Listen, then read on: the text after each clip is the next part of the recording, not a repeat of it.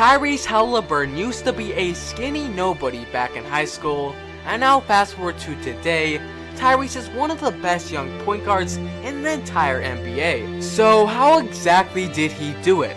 Let's start at where it all began. As a kid, Tyrese fell in love with the game for many different reasons. One of the biggest reasons was his cousin. His cousin was former NBA player Eddie Jones. Tyrese looked up to him and wanted to become an NBA player just like him. Tyrese would work extremely hard and became one of the best hoopers in all of Wisconsin.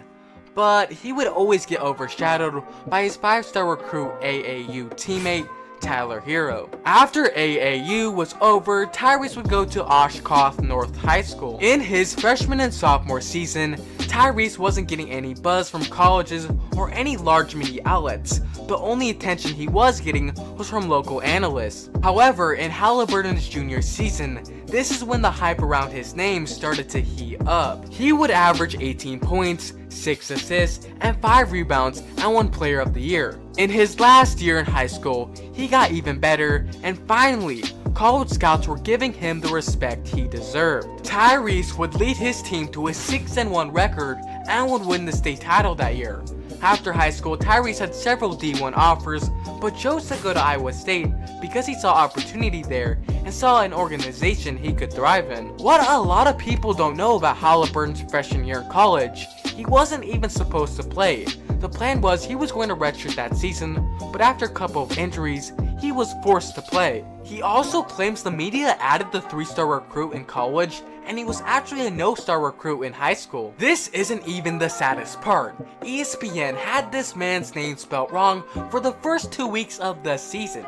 Somebody better have lost their job. In his first year, Tyrese would put up some basic stats that didn't really stand out as anything special. He did have some bright spots in the season, where he had a game where he dropped 17 dimes. He also was one of 2 freshmen who recorded 50 steals and 30 blocks. So he had some pretty underrated D, if you know what I mean. Even though Haliburton had a decent season, he knew it was not going to be enough to get him drafted to the NBA, so he decided to play another year in college. This is where things exploded for him.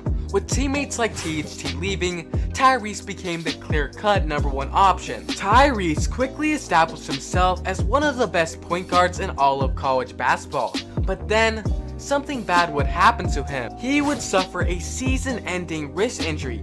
He would finish the year averaging 15 points, 6 assists, and 6 rebounds, and despite suffering a season-ending injury, many scouts still believe he would be a top 5 pick. The draft comes around. Tyrese and his family are waiting to hear his name be called, but then things took a turn for the worse. Player after player were getting drafted ahead of him. He kept falling and falling until finally, the Kings took him with the 12th overall pick.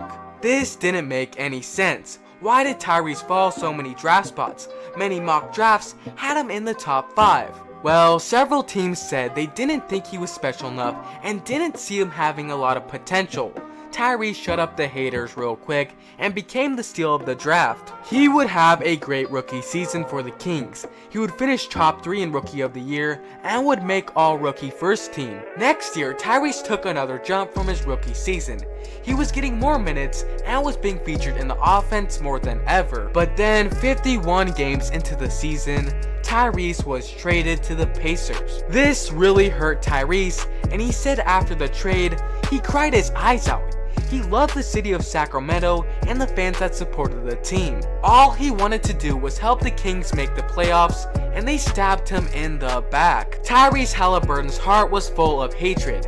He didn't understand why the Kings didn't want him.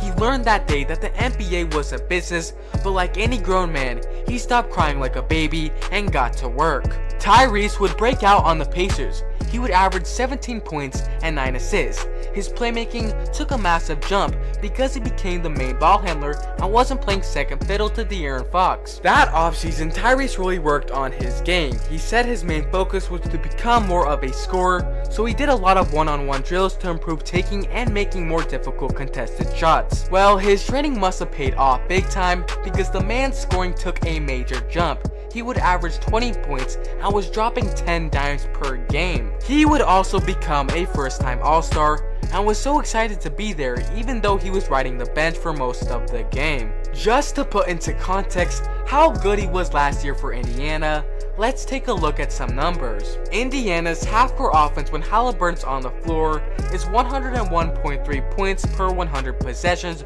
which would be top 5 in the NBA. Indiana's half-court offense when he's not on the floor is 92.1 points, second worst in the entire NBA. I also just want to mention, last year was Haliburton's first full season of being a number 1 option, and he did a great job.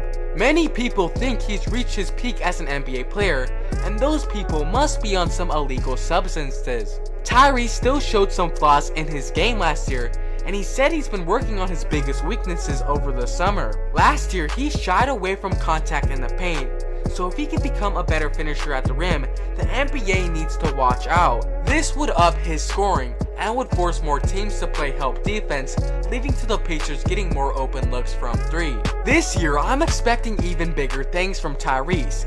This offseason, he's received a massive bag from the Pacers. He's the perfect PG to build your team around. He's an elite passer, a super efficient scorer, and has a pretty low ego. This contract means the Pacers believe in Tyrese and are making him the future star of their team. Tyrese Haliburton says he looks forward to building something special with the Pacers and wants to get them back into the playoffs as soon as possible. I would not be surprised if the Pacers shock the world and make it into the playoffs this year. I think as a whole, they have a pretty underrated group of guys, and I just can't wait to see what the Pacers and Tyrese Haliburton do next season. Tyrese is one of the hardest working guys in the NBA. He went from an absolute nobody to an NBA star, and he's not done improving yet, and if you think he is, you need to get some help.